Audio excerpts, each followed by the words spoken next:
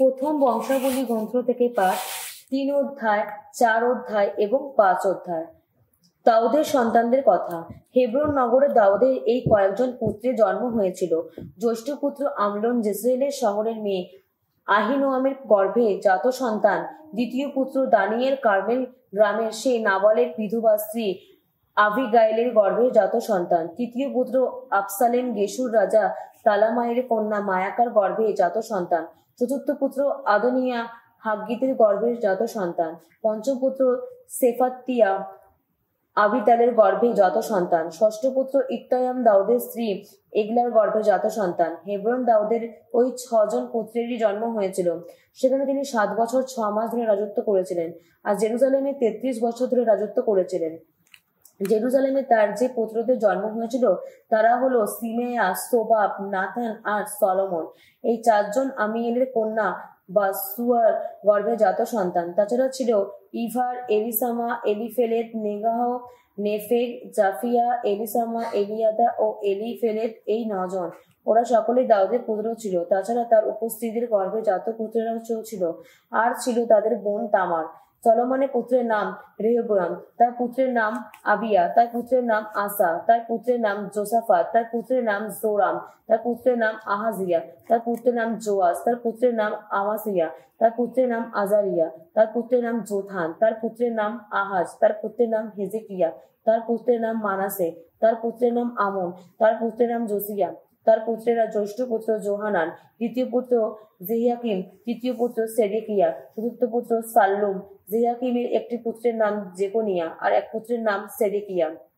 বন্দী জেকনিয়ার পুত্রেরা তার পুত্র সেয়ালতিয়েল, মালিকিয়ারম, পেদায়া, সেনাসার, জেকামিয়া, হোসামা আর নেদাবিয়া।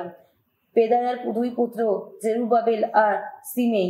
জেরুবাবেলের সন্তানেরা মেসুল্লাম, হানানিয়া এবং এদের বোন সেলিমিত। মেরুসামের পুত্রেরা হাসুবা, ওহেল, বেরেখিয়া, হাসাদিয়া আর জুসাফ হেসেদ, সবশুদ্ধ 5 জন। হানানিয়ার 2 পুত্র পেলতিয়া আর জেসায়া। জেসায়ার পুত্রের নাম রেফায়া, রেফায়ের পুত্রের নাম আন্নান, আন্নানের পুত্রের নাম ওবাদিয়া, ওবাদিয়ার পুত্রের নাম সেখানিয়া, সেখানিয়ার পুত্রের নাম সেমায়া, সেমায়ার পুত্রেরা হাতুস, ইগার, বারিয়া, নেহারিয়া আর সাফাত, সবশুদ্ধ 6 জন। নেরের পুত্রেরা এলিও, এনাই, হিজেকিয়া আর আজরিকাম, সবশুদ্ধ 3 জন। এলিও এনাইয়ের পুত্রেরা হোদাভিয়া, এলিসাবের, পেলায়া, আকুব, জোনাহান, দেলায়া আর আনিন, সবশুদ্ধ 7 জন। জুদার বংশধরেরা পেরেস, হেমরন, কামি, হুড ও সোবেল। সোবেলের পুত্র রেয়ারা জাহারের পিতা আর জাহাব আহুমাই ও লাহাদের পিতা। এরা দুজনে সরথীয়দের গোত্র 2টির আদি পুরুষ। হুরের বংশধরেরা আবি, এতেম, জেসেএল, ইসমা আর জিদবাস। এদের বোনের নাম হাসলেল, পনিম। তাছাড়াও গোবদারের পিতা পেনুয়েল আর হুসার পিতার এজের। এরাই তো এফরাতার জ্যৈষ্ঠ পুত্র, সেই হুরের অর্থাৎ বেতলেহেমের প্রতিষ্ঠা তার বংশধর। তেকেয়ার প্রতিষ্ঠানে আসুহের 2 স্ত্রীর নাম হেলা আর নায়ারা। নায়ারা গর্ভে আসুহের এই পুত্রের জন্ম হলো আহুজাম, হেপেল, তেমিনি ও আহাস্তারে। হ্যাঁ, এরাই নায়ারের পুত্র। হেলার পুত্রেরা সেরেদ, সোহার, এতরান ও সেইকোশ, যিনি আনুব আর সোবারের পিতা এবং হারুমের পুত্র আহাহেলের সমগ্র বংশের আদি পুরুষ। জাবেজ তার ভাইদের মধ্যে সবচেয়ে সম্মানিত ব্যক্তি ছিলেন। তার মা তার ওই জাবেজ নামটি রেখেছিলেন এই বলে যে, আমি তো বহু কষ্টে তার জন্ম দিলাম। জাবেজ একসময় ইসরায়েলি ঈশ্বরের কাছে এই প্রার্থনা জানালেন, ওগো, আমাকে আশীষ ধন্য করো, আমার জমির এলাকা বাড়িয়ে তোলো, আমার পাশাপাশি থাকো। ওগো, আমার কোনো অমঙ্গল ঘটতে দিও না, আমাকে যেন কষ্ট ভোগ করতে না হয়। ঈশ্বর তখন তার প্রার্থনা সাড়া দিলেন। সুহার ভাই কেলুব সেই মেহিরের পিতা, যার পুত্র এস্তন। এস্তনের পুত্রেরা বেত রাফা, পাসেয়া আর সেই তিহিন্না, যার পুত্র ইর নাহাস। ওরা রেকার অধিবাসী। কেনাজের পুত্রেরা অতনিয়েল ও সেরায়া। অতনিয়েলের পুত্রেরা হামাদ ও মেহানাথাই। মেওনাথাই ওফরার পিতা। সোরায়া জোয়াবের পিতা। জোয়াব গেহারেসেমের পিতা। তেমন নাম রাখার কারণ ওরা ছিল কারিগর। জেফুনের পুত্র কালেবের পুত্রেরা ইলা আর নায়াম। এলার পুত্রের নাম কেনাজ। জেহাল লেলের পুত্রেরা জিফা, তিরায়া ও আসারেল। এজরার পুত্রেরা জেথের, মেরদ, এফের ও জালন। মেরদ ফারুমের কন্যা বিথিয়াকে বিয়ে করল। বিথিয়ার গর্ভে জাত সন্তানেরা নরিয়াম ও সামাই এবং এস্তোমায়ের পিতা ইসফাহ। মেরেদের যুদের স্ত্রী গর্ভজাত পুত্ররা গেদরের পিতা জেরদ, শেখর পিতা হইরের এবং জানাহের পুত্র জেকুতিয়ের। হদিয়ার স্ত্রী অর্থাৎ নাহামের বোনের পুত্রেরা গার্মীয় কেওরিল পিতা ও মায়াকাথীয় এস্তোয়ামের পিতা। সিমনের পুত্রেরা আমনের, রিন্না, বেন হানান আর তিলন। ইসির বংশধরেরা জোহেদ আর বেন জোহেদ। জুদার পুত্র সেলার বংশধরেরা লেকার পিতা এর মার্সেরা, পিতা লায়াদা এবং বেত আজওয়ের খুম তাতিদের বিভিন্ন গোত্র। তাছাড়া জকিম, কোজাবা গ্রামের লোকেরা জয়াস ও সারাপ, এরা দুজনে একসময় মুয়াবে গিয়ে বিয়ে করেছিল, তারপর লেহেমে ফিরে এসেছিল। সুপ্রাচীন নথি থেকেই ওসব কথা জানা গেছে। এরা সেই কুমোর বংশের মানুষ যারা নেতাইমে ও গেদায়ায় বসবাস করত এবং সেখান থেকে রাজার দেওয়া কাজকর্ম করত। সেমিয়নের পুত্রেরা নেমুনের, নামির, জারিফ, জেহর ও সাইল। সাউলের পুত্রের নাম সাল্লুম, এর পুত্রের নাম মিপসাম, এর পুত্রের নাম মিসমা, মিসমার পুত্রের নাম হামুয়েল, এর পুত্রের নাম জাক্কুর, এর পুত্রের নাম সিমে। সিমেয়ের 16টি পুত্র 6টি কন্যা ছিল, কিন্তু তার ভাইদের বেশি সন্তান ছিল না। তুলনায় তাদের বংশধর মোটের ওপর জুদার পুত্রদের বংশগুলির মতো বহু প্রজোর ছিল না। তারা বসবাস করত বেরসেবায়, মোলাদায়াও, হাসার সুয়ালে, বিল হায়, এসেমে, তোলাদে, বেথুয়েল, হাম্মার, সিকলাগে, বেত মার্কাবোতে, হাসার, সুসিমে, বেত বিরুতে ও সায়ারিমে। দাউদের রাজা হওয়ার সময় পর্যন্ত ওই সব জায়গায় তাদেরই এলাকা শহর ছিল। আর ছিল ওগুলি এলাকাভুক্ত এই জনপদগুলি: এতাম, আইন, রিমন, তোখেন ও আসান, সব শুধু 5টি শহর। আর সেই সঙ্গে বায়াল শহর পর্যন্ত সেসব জনপদ ও সেগুলি ওই 5টি শহরের আশেপাশে ছিল। ওই সব জায়গাতেও ছিল তাদের বসবাসের এলাকা। তাদের বংশ তালিকার এই কটি নামের উল্লেখ পাওয়া যায়: মেসোবব জামেলেক, আমিসিয়ার পুত্র জোসা, জোয়েল আসিয়েলের পুত্র, সেরুয়ার পুত্র, আর জোসিবিয়ালের পুত্র জেহু, এলিয়া, এনাই, জাকায়াব, জেসায়ার, আসায়া, আদিয়েল, জেসিমিয়েল, বেনায়া এবং জিজা। জিজার পিতার নাম সেফিম, এর পিতার নাম আল্লোন, এর পিতার নাম জেদায়া, এর পিতার নাম সিমবিম, এর পিতার নাম সেমায়া। ওই যাদের নাম উল্লেখিত হয়েছে তারা ছিল তাদের পুত্রগুলির নেতৃজন এবং তাদের ব্যক্তিবংশগুলির খুবই বৃদ্ধি পেয়েছিলেন। এক সময় তাদের পশুপালনের চারণভূমি সম্বন্ধে তার উপত্যকার পূব অঞ্চলে গেদের নগরের উপকণ্ঠ পর্যন্ত এগিয়ে গেল। সেখানে তারা ঘন ঘাসে ঢাকা ভালো একটি চারণভূমি খুঁজে পেল। সুবিস্তীর্ণ এই অঞ্চলটি ছিল শান্ত স্তব্ধ। যারা আগে সেখানে বাস করত তারা ছিল হাম বংশের লোক। ওই যুদ্ধে যাদের নামে আগে উল্লেখ করা হয়েছে তারা জুদা রাজার হেজেকিয়ার আমলে সেখানে গিয়ে সে লোকেদের ওপর আর সেই সঙ্গে সেখানকার মেয়ুনদের ওপর হানা দিয়ে তাদের পুরোপুরি ধ্বংস করে ফেললো, চিরকালের মতো ধ্বংস করে ফেললো। তারা তাদের জায়গায় বসবাস করতে লাগলো, কেননা যেখানকার তাদের পশুপালনের পক্ষে উপযোগী চারণভূমি ছিল। তাছাড়া সিমিয়ন গোষ্ঠীর একদল লোক, 5 লোক, ইসরীয় পুত্রদের অর্থাৎ পেলাতিয়া, নেহেমিয়া, রেফায়া ও উজ্জিয়েলের নেতৃত্বে সেই পর্বতের এলাকায় গেল। আমলক জাতির যে লোকেরা তখনও বেঁচে ছিল, সিমিয়ন গোষ্ঠীর মানুষেরা তখন তাদের নিঃশেষ করে দিল। তারা আজও সেখানে বাস করছে। এবার ইসরায়েলের জ্যেষ্ঠ পুত্র রুবেনের পুত্রদের তালিকা বলা হচ্ছে। রুবেন তো জ্যেষ্ঠ পুত্র ছিলেই, কিন্তু তিনি একসময় নিজের পিতার শয্যা কুলসিত করেছিলেন, তাই তার সেই যে জ্যেষ্ঠ পুত্রের অধিকার ছিল তা দেওয়া হয়েছিল ইসরায়েলের পুত্র জোসেফের 2 পুত্রকে। সেজন্য এখন বংশ তালিকায় রুবেনকে জ্যেষ্ঠ পুত্র হিসাবে আর গণ্য করা হয় না। জুদা অবশ্য তার ভাইদের চেয়ে বেশি শক্তিশালী হয়ে উঠেছিলেন এবং তারই বংশ থেকে এক শাসকের উদ্ভব ঘটেছিল। তবু জ্যেষ্ঠ পুত্রের অধিকার কিন্তু জোসেফেরই ছিল। ইসরায়েলের জ্যেষ্ঠ পুত্র রুবেনের পুত্রেরা হানক, পাল্লু, হেজরন ও কার্মি। জয়ালের পুত্রের নাম সোমায়া, এর পুত্রের নাম গেগা, আর পুত্রের নাম সিমেন, এই পুত্রের নাম মিখা, এর পুত্রের নাম রেয়ারা, এর পুত্রের নাম বায়াল, এর পুত্রের নাম বেরা।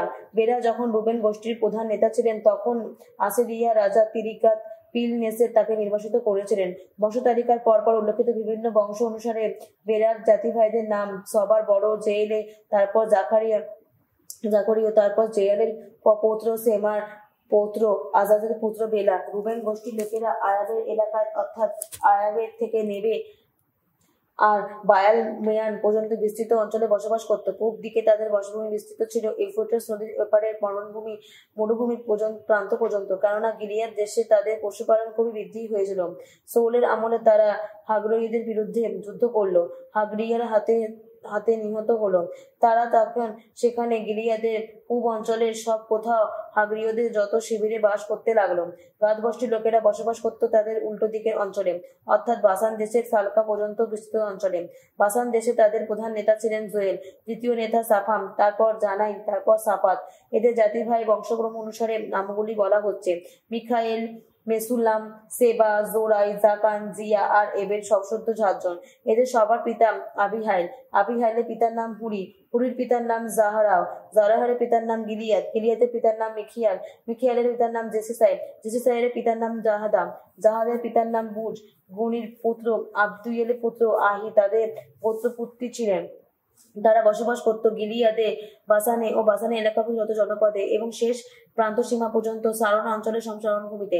জুদা রাজ যোধামের আমলে আর ইসরায়েলের রাজা জেরুবিয়ামের আমলে তাদের নাম সবার নাম ভিন্ন ভিন্ন বংশানুক্রমে অনুসারে নথিভুক্ত করা হয়েছিল। রুবেন গোষ্ঠীতে, গাদ গোষ্ঠীতে এবং মানাসের অর্ধেক গোষ্ঠীতে এমন সব যোদ্ধা ছিল যারা ঢাল তলোয়ারের ব্যবহারে দক্ষ ছিল, অভিজ্ঞ তীরন্দাজ ছিল, নিপুণ যোদ্ধাই ছিল। সৈন্য হওয়ার যোগ্য সশ্রদ্ধ 44,760 জন ছিল। তারা হাগরীয়দের বিরুদ্ধে জেতুন, নাফিস ও নোদাবের বিরুদ্ধে যুদ্ধ করলো। এই যুদ্ধে নৈশ সহায়তা পেল তারা। ঈশ্বর হাগরীয়দের তাদের মিত্রজনদের তখন তাদের হাতে তুলে দিলেন, কেননা যুদ্ধের সময় তারা তাকে ডাক দিয়ে সাহায্য চেয়েছিল। তারা ওপর তাদের গভীর আস্থা ছিল বলেই তিনি তাদের ডাকে সাড়া দিলেন। তারা শত্রুপক্ষে যত পশুপাল লুট করে নিল, সবসদ্য 50,000 উট, 2.5 লক্ষ মেষ ছাগল, 2,000 গাধা আর সেই সঙ্গে 1 লক্ষ মানুষ। সেদিন অনেক শত্রু নিহত হলো, কেননা এ তো ছিল ঈশ্বরের নিজেরই যুদ্ধ। এরপর রুবেন, গাদ ও মানাসের লোকেরা নির্বাসনের সময় পর্যন্ত শত্রুদের জায়গায় সেখানে বাস করলো। মানাসের অর্ধেক গোষ্ঠীর লোকেরা দেশের সেই এলাকায় বসবাস করত যা বাসান থেকে বায়াল, হারমোন, সেনির ও হারমোন পর্বত পর্যন্ত বিস্তৃত। তাদের জনসংখ্যা বিপুল ছিল। তাদের পিতৃগোত্রগুলি প্রধান নেতাদের নাম এফের, এসিম, এলিয়েল, আজরিয়েল, জেরেমিয়া, হোদাভিয়া ও জাহিদিয়েল। তারা বীর যোদ্ধা, খ্যাতিমান ব্যক্তি ছিলেন, নিজেদের পিতৃগোত্রগুলির প্রধান নেতাই ছিলেন। পরে কিন্তু রুবেন, গাদ ও মানাসে গোষ্ঠীর ওই লোকেরা তাদের পিতৃপুরুষদের ঈশ্বরের প্রতি অবিশ্বস্ত হয়ে পড়ল। ঈশ্বর তাদের সামনে দাঁড়ানো সেই যে স্থানীয় বিজাতিদের নিঃশেষ করে দিয়েছিলেন, তারা তো তখন বনি কাপনা করে সেই বিজাতীয়দের দেবদেবী অনুগামী হলো। তাই ইসরায়েলের ঈশ্বর এলাকার আবিসের রাজা পুলের অন্তরে, অর্থাৎ আসিসিয়ার রাজা তেরিকাত পেলিনিসারের অন্তরে এমনই প্রেরণা দিলেন যে তিনি তাদের অর্থাৎ রুবেন গোষ্ঠী, গাদ গোষ্ঠী ও মানাসের অর্ধেক গোষ্ঠীর মানুষদের নিবেশিত করলেন। তাদের তিনি নিয়ে গেলেন হালাহু, হাবর ও হারা অঞ্চলের এবং গোজান নগরের নদীর উপকূল অঞ্চলে। তারা আজও সেখানে রয়েছেন। লেবীর পুত্রেরা গোস্তান, কাহাত ও মেরিরা। কাহাতের পুত্রেরা আমরান, ইসাহার, হেব্রন আর উজিয়েল। আব্রাহামের সন্তানেরা আরন, মসি আর মরিয়ম। আরানের পুত্রেরা নাদাব, আবিহ, এলায়াজের আর ইথামার।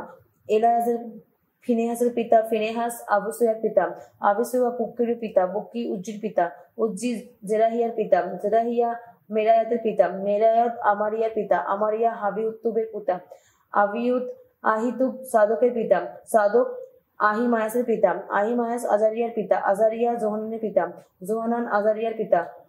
জেরুসালেমে সলোমনের তৈরি মন্দিরে এই আজারিয়া যজন কর্ম সম্পাদন করতেন। আজারিয়া আমারিয়ার পিতা, আমারিয়া আহিতুরের পিতা, আহিতুব সাদকের পিতা, সাদক সালুমের পিতা, সালুম ইলিয়াকার পিতা, ইলিয়াকা আজারিয়ার পিতা, আজারিয়া সেরায়ার পিতা, সেরায়া জেহুসাদাকের পিতা। ভগবান যখন লেবুকার নিজের মাধ্যমে জুদা এলাকার লোকেদের এবং জেরুসালেমের অধিবাসীদের নির্বাসিত করলেন, তখন ওই জেহুসাদাককে নির্বাসনে যেতে হলো। প্রবচন গ্রন্থ থেকে পাঠ, 12 অধ্যায়, 1 থেকে 14 পদ। সৎ শিক্ষার অনুরাগী মানুষ তো সৎ জ্ঞানেরই অনুরাগী। যে পরের সতর্কবাণী তুচ্ছ করে সেই নিতান্তই মূঢ়। ভালো লোক ভগবানের অনুগ্রহ লাভে ধন্য হয়, কিন্তু দুর্মতিকে দণ্ডিত করেন তিনি। দুষ্টতায় মানুষের প্রতিষ্ঠা আসে না কখনো, ধার্মিকদের জীবনের ভিত্তি কিন্তু টলে না কখনো। সুযোগ্য স্ত্রী যেন তার স্বামীর মুকুটের মতো। যে স্ত্রী স্বামীর লজ্জার কারণ হয়ে ওঠে, সে যেন তার অস্তিত্বে পচনেরই মতো। ধার্মিকদের ভাবনা ন্যায়েরই ভাবনা, দুর্জনদের মতলব ছলনায় ভরা। দুর্জনেরা কথায় বার্তায় রক্তপাতের ফাঁক পেতে রাখে। সত্যনিষ্ঠ যারা, তারা তো কথার শক্তি দিয়ে মানুষকে রক্ষাই করে। দুর্জনদের একবার নিপাতিত করলে তাদের আর দেখা মেলে না। ধার্মিকদের ঘর কিন্তু স্থির হয়ে দাঁড়িয়ে থাকে, কারণ সদ্বুদ্ধি দেখে মানুষ তার প্রশংসা করে। কিন্তু কুটিল অন্তর যার, সে তো সবার অবজ্ঞাই পায়। যে মানি ভান করে কিন্তু অনাহারে থাকে, তার চেয়ে বরং এমন মানুষ হওয়াই ভালো। যে মানুষ অন্যের চোখে নগণ্য হয়েও একজন দাসের মালিক। ধার্মিক মানুষ নিজের গবাদি পশুর সদা যত্ন নেয়। দুর্জনদের অন্তরে কিন্তু কোনো মায়া মমতা থাকে না। যে নিয়ম মতো নিজের জমি চাষ করে, সে পেট ভরেই খেতে পায়। যে মানুষ কল্পনা বিলাসী, বিচার বুদ্ধি নেই তার। দুর্জন তো দুর্বৃত্তের লুট করা সম্পদ নিজে পেতে চায়। ধার্মিকেরা কিন্তু তেমন বৃক্ষেরই মতো, যার মূল খুবই ফলপ্রদ। অষ্টের পাক উক্তিতে নিহিত রয়েছে সর্বনাশা ফাঁদ। ধার্মিক মানুষ কিন্তু বিপদ থেকে রক্ষা পায়। মানুষ যা বলে তার ফলে সে ভালো কত কিছু খেতে পায়। সে যেমন কাজ করে সেই মতো লাভও তার হয়।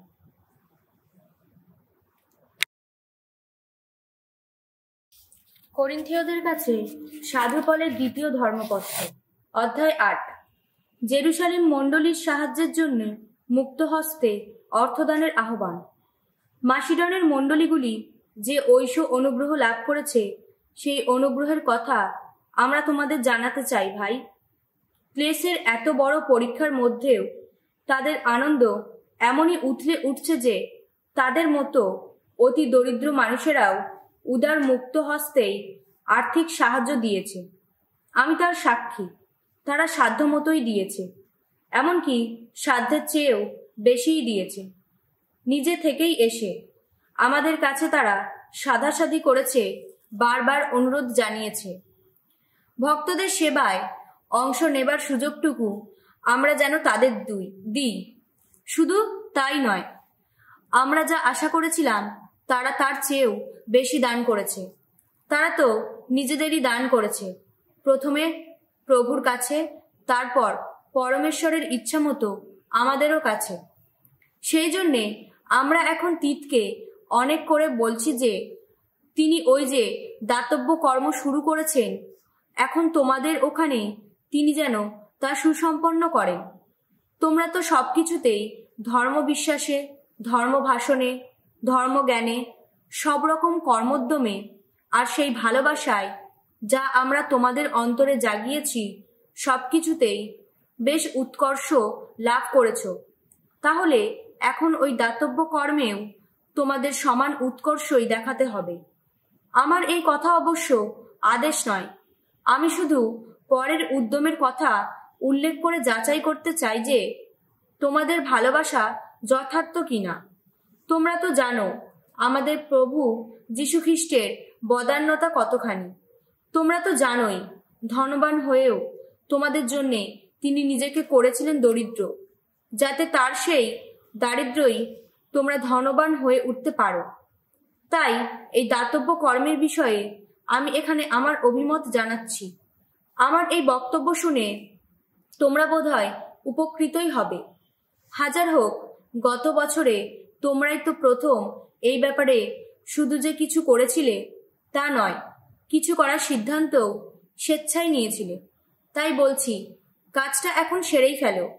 তোমরা যেমন ওই সিদ্ধান্ত নেওয়ার ব্যাপারে বেশ আগ্রহ দেখিয়েছিলে, তোমাদের কাজও যেন সেই মতো ভালোভাবেই শেষ হয়। অবশ্য তোমাদের আর্থিক সঙ্গতি অনুসারেই। দেবার আগ্রহ যেখানে আছে, সেখানে মানুষের দান তো ঈশ্বরের দৃষ্টিতে গ্রহণীয় হয় মানুষের সঙ্গতি অনুসারেই, সঙ্গতির অভাব অনুসারে নয়। তার মানে পরের দৈন্যের ভার লাঘব করতে গিয়ে তোমাদের যে অর্থকষ্ট মেনে নিতে হবে তা নয়, বরং এক্ষেত্রে একটা সমতা থাকাই বাঞ্ছনীয়। বর্তমানে তোমাদের বাড়তি সম্পদ ওদের অভাব পূরণ করুক, যাতে ওদের বাড়তি সম্পদও একদিন তোমাদের অভাব পূরণ করতে পারে, আর তাতেই সমতা হবে। শাস্ত্রে তো লেখাই আছে, যার সঞ্চয় ছিল অনেক তার কিছুই হলো না অতিরিক্ত, যার সঞ্চয় ছিল অল্প তারও হলো না কোনো অভাব। ধন্য ধন্য পরমেশ্বর, তোমাদের ভালোর জন্যে আমার যেমন আগ্রহ, তিনি তো তিতের অন্তরেও তেমন আগ্রহই জাগিয়ে তুলেছেন। তিত যে শুধু আমাদের অনুরোধ রেখেছেন তা নয়, পরম আগ্রহ দেখিয়ে তিনি নিজে থেকেই তোমাদের ওখানে যাচ্ছেন। তার সঙ্গে আমরা পাঠাচ্ছি বিশিষ্ট একজন ধর্মভাইকে। মঙ্গল সমাচার প্রচারক হিসাবে প্রতিটি মণ্ডলীতে যার সুনাম আছে, তার চেয়েও বড় কথা প্রভুর মহিমা প্রকাশ করতে এবং আমাদের মনের একটি আকাঙ্ক্ষা পূর্ণ করতে আমরা দাতব্য কর্মের এই যে দায়িত্ব পালন করতে চলেছি, সেই কাজে আমাদের সাহায্য করার জন্য স্থানীয় মণ্ডলীগুলির ভক্তেরা তাকেই তো আমাদের যাত্রা সঙ্গী হিসাবে মনোনীত করেছে। আমরা তো চাই না এত বড় একটা তহবিলের ব্যাপারে আমাদের যে দায়িত্ব আছে, সেই দায়িত্ব পালনের বিষয়ে কেউ কোনো অভিযোগ তোলে। কেননা শুধু প্রভুর দৃষ্টিতেই নয়, মানুষের দৃষ্টিতেও যা ভালো আমরা তো তা করতেই বিশেষ চেষ্টা করে থাকি। ওই দুজনের সঙ্গে আমাদের এমনই একজন ধর্মভাইকে আমরা পাঠাচ্ছি, যার কর্মোদ্যমের প্রমাণ আমরা অনেকবার অনেক ব্যাপারেই পেয়েছি। আর এই কাজে তার আগ্রহ তো আরও বেশি, কেননা তোমাদের ওপর তিনি খুবই আস্থা রাখেন। আর তিনি তো আমার সব কাজেরই সঙ্গী। তোমাদের ওখানেও আমার কাজের সহকর্মী তিনি। এদিকে আমাদের ওই দুজন ধর্মভাই তো স্থানীয় মণ্ডলীগুলির প্রেরিত প্রতিনিধি, স্বয়ং খ্রিস্টেরই গৌরব। তাই বলছি, তোমরা যে তাদের ভালোবাসো, প্রতিটি মণ্ডলীর সামনে তার প্রমাণ তুলে ধরো। প্রমাণ করে দাও কেনই বা তোমাদের নিয়ে আমি এত গর্ব করে থাকি।